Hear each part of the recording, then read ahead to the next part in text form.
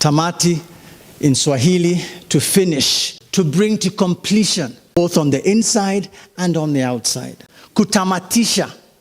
I remember back like 8 years ago when I was 52 and Bida was 49, we began to think about how do we finish life well. What triggered that? The trigger was children are beginning to leave home. Our relationship is changing. We're thinking about the future. And with the passing of time, it's like the end is going to come. What will we have to show for our lives? And so we began to put together a roadmap for our lives in the different areas. Totally independently, Mbida wrote down, if she was to be 100 years old, what would she like, to see? And I began to put down what I would like to see over the years. We need a way to think about the future together in the different areas. And so the Tamati group, by the nature of its content, needs to have in its membership people who have some affinity to one another. And so we formed a group and we went through an awesome time. I think one of the exciting inspiration for Tamati was the nature of looking at our lives in the context of the past, the present, and the future. And then the nature of the topics were also live wire. Discussing between the partners was not going to be easy. So like I remember the first topic in the study was body and soul, which basically was looking at ourselves as individuals and how God created us, but even our relationship with God.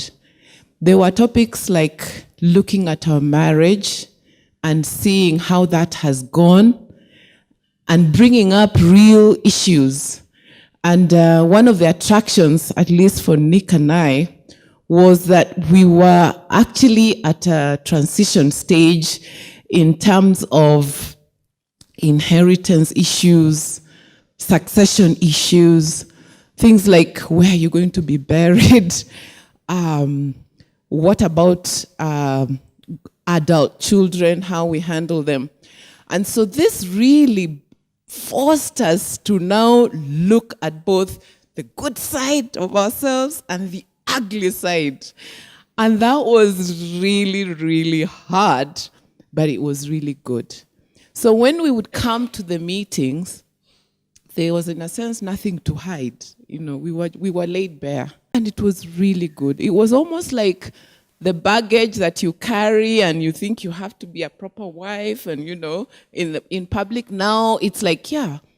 But the beautiful thing about it is that even that baggage, you can use it as a way of ministering.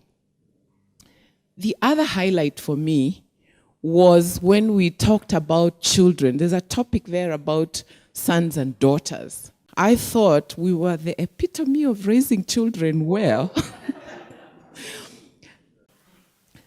What surprised me is that they also said they had baggage. I thought, you have baggage?